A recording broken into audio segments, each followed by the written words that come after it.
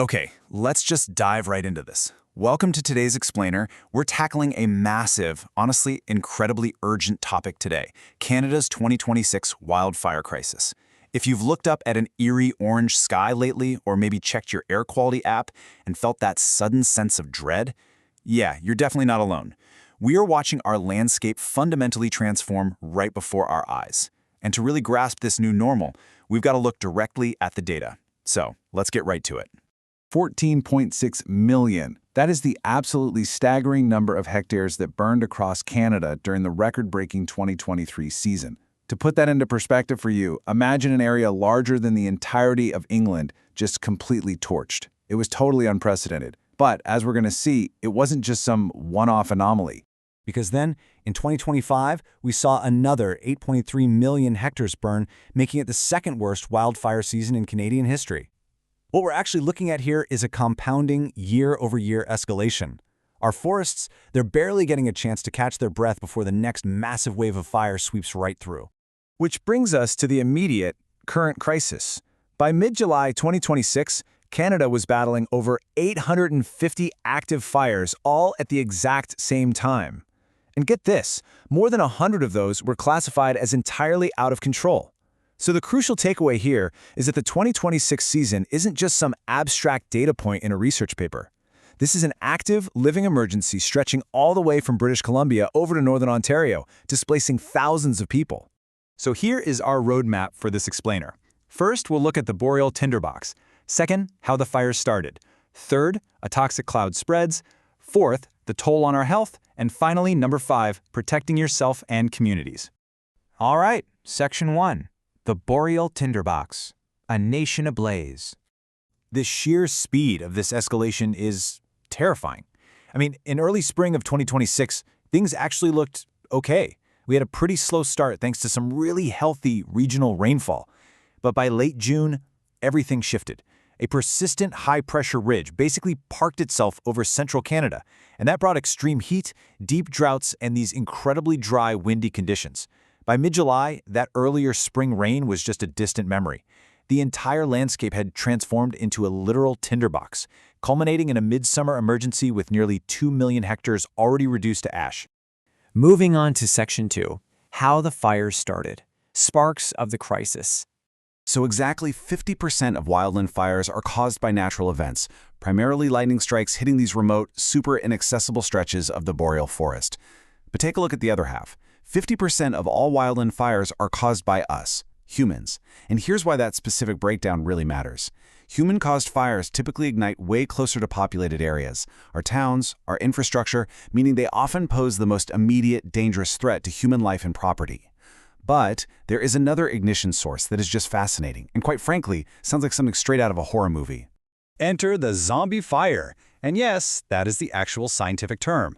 Holdover, or zombie fires, are wildfires from a previous season, like those massive 2023 or 2025 blazes that never actually died. They just retreat underground. They sit there smoldering in the deep carbon-rich peat and root systems all winter long, right beneath the snow. Then, when the spring thaw finally arrives and the ground dries out, they literally rise from the dead and reignite on the surface. It perfectly, and kind of terrifyingly, illustrates how these historic fire seasons are quite literally bleeding into one another. Section 3. A toxic cloud spreads. Transcontinental smoke. Up in Northern Ontario, intense local smoke physically forced mass evacuations of First Nations communities and towns. But as the wind pushed that smoke southeast, the impact just exploded.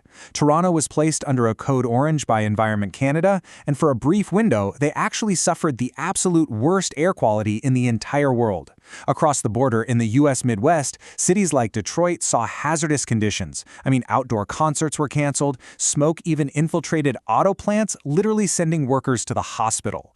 Down in New York City, the smoke collided with a severe urban heat wave, triggering these crazy extended heat and air quality emergencies. We aren't just talking about local campfires, we are talking about a transcontinental cloud of toxic pollutants. Which brings us to Section 4, the toll on our health. Breathing the smoke. The medical data on this is incredibly sobering. In the short term, this fine particulate matter gets deep into your lungs and bloodstream, heavily increasing the risk of severe asthma attacks, heart attacks, and even strokes. Long term? Well, a major 2022 study out of McGill University found that exposure to these wildfires actually increases the risk of developing lung and brain cancer, very similar to living in a highly polluted industrial city. And beyond the physical toll, the destruction and displacement cause massive mental health impacts, spiking rates of PTSD, depression, and anxiety. And crucially, this doesn't impact us all equally, right? Children, seniors, pregnant individuals, and outdoor workers are disproportionately harmed by breathing this air. And the economic weight of those health impacts? It's staggering. $1.2 billion. According to the Canadian Climate Institute, that is the estimated economic cost to Ontario's healthcare system from just a single week of wildfire smoke back in June 2023. Between the premature deaths, emergency room surges, and hospital visits, the cost of dealing with the smoke now actually exceeds the cost of fighting the fires themselves. To truly ground this in reality, just consider this finding published in 2025. Smoke from Canada's 2023 wildfires is estimated to have caused more than 80,000 premature deaths globally. Let that sink in for a second. This isn't just some nuisance that ruins your summer afternoon barbecue. This is a severe, life-and-death public health crisis operating on a massive global scale.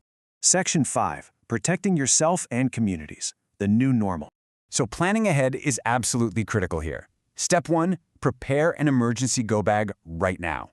It needs to have your essential medicines, passports, and legal docs ready to go right by the door. Step 2. Use the technology we have available. Regularly check those interactive provincial fire maps so you know exactly where active fires are relative to your home or your travel routes. Step 3. Monitor official government channels for real-time updates. And Step 4, this is the big one. If an evacuation order is issued, do not hesitate. Be ready to leave quickly and give fire crews the space they desperately need to save properties and lives. Finally, let's talk about prevention.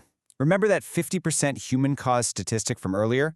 That means half of these fires are entirely preventable through some really basic fire-smart tactics.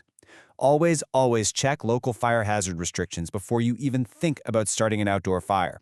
If you do have a campfire, keep it small and ensure it is completely 100% extinguished, like soaked in water and stirred, before you walk away. Keep shovels and water right next to the pit just to maintain control. And a specific note from the authorities for hunters out there. Always check your surroundings for active fire rangers working in the brush before discharging any firearms, just to keep everyone safe. So we've covered the explosive origins, those terrifying zombie fires, the toxic smoke blanketing major cities, and the very real health risks we are all facing. The data from the 2026 Canadian wildfire season proves, without a doubt, that the rules of the game have changed. So I'm going to leave you with this to reflect on. As extreme fire seasons become our new normal, is your community prepared for the smoke? Take the steps to protect yourself, share this explainer with your family, and please stay safe out there. Thanks for joining me, and I'll catch you on the next one.